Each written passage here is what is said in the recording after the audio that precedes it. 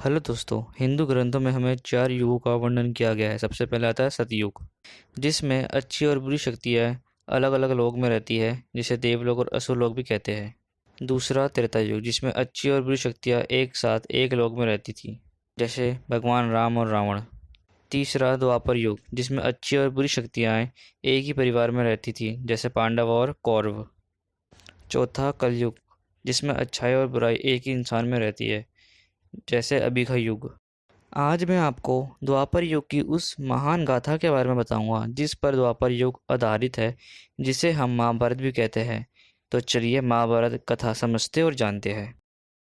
महाभारती कथा महर्षि वेद व्यास की देन है। मानव जाति में महाभारती कथा का प्रसार महर्षि वैशंपायन के द्वारा हुआ। वैशंपायन व्यास जी के प्रमुख शिष्य थे। ऐसा माना जाता है कि महाराजा परीक्षित के पुत्र जन्मेजय ने एक बड़ा यज्ञ किया। इस महायज्ञ में सुप्रसिद्ध सूत जी भी मौजूद थे। सूत जी ने समस्त ऋषियों की एक सभा बुलाई और उस सभा में महाभारती कथा प्रारंभ की। महाराज शांतनु के बाद उनके पुत्र चित्रांगद हस्तिनापुर की गद्दी पर बैठे। महाराज शांतनु की 2 पत्नियां थीं, पहली माँ गंगा और दूसरी माँ सत्यवती।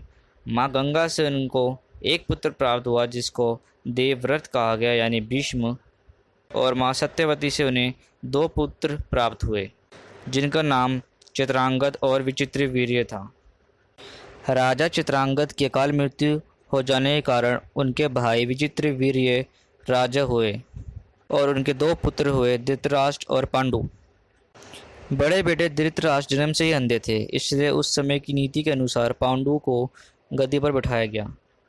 मैं आपको बता दूं दोस्तों कि धृतराष्ट्र की एक पत्नी थी जिनका नाम गांधारी था और उनके 100 पुत्र और एक पुत्री थी। महाराज पांडु की 2 रानियां थी, कुंती और माद्री। कुछ समय राज्य करने के बाद पांडु अपने किसी अपराध के प्रायश्चित के लिए तपस्या करने जंगल में गए। उनकी दोनों रानियां भी उनके साथ ही गई। वनवास के समय कुंती और माधुरी ने 5 पांडवों को जन्म दिया। कुछ समय बाद पांडु की मृत्यु हो गई। 5 अनाथ बच्चों का पालन पोषण वन के ऋषि मुनियों ने किया। जब युधिष्ठिर 16 वर्ष के हुए तो ऋषियों ने 5 कुमारों को हस्तिनापुर ले जाकर पितामह भीष्म को सौंप दिया।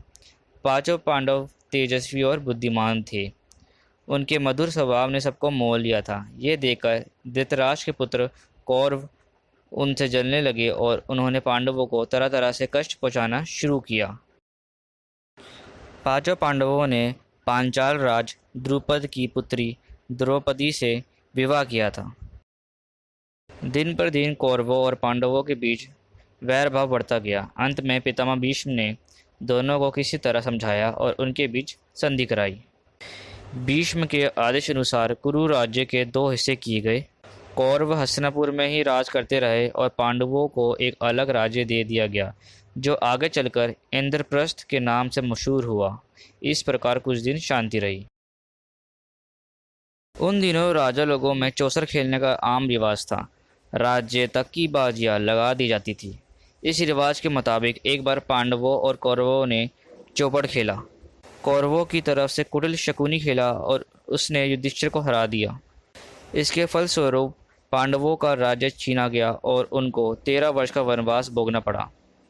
उसमें एक शर्त ये भी थी कि 12 वर्ष के वनवास के बाद 1 वर्ष अज्ञातवास करना होगा। उसके बाद उनका राज्य उन्हें लौटा दिया जाएगा। द्रौपदी के साथ 5 पांडव 12 वर्ष वनवास और 1 वर्ष अज्ञातवास में बिताकर वापस लौटे, पर लालची दुर्योधन ने लिया हुआ राज्य वापस करने से इनकार कर दिया। अंततः पांडवों को अपने राज्य के लिए लड़ना पड़ा। युद्ध में सारे कौरव मारे गए। तब पांडव उस विशाल साम्राज्य के स्वामी हुए। इसके बाद 36 वर्ष तक पांडवों ने राज्य किया और फिर अपने पोते परीक्षित को राज्य देकर द्रौपदी के साथ तपस्या करने हिमालय चले गए। दोस्तों, यहाँ पर महाभारत की कथा समाप्त होती है। दोस्तों, आशा करता हूँ कि आपको ये वीडियो पसंद आई होगी। चैनल को सब्सक्राइब करना ना भूलें और वीडियो को लाइक करना ना भूलें। एक नई वीडियो के साथ अगली बार फिर मुलाकात होगी।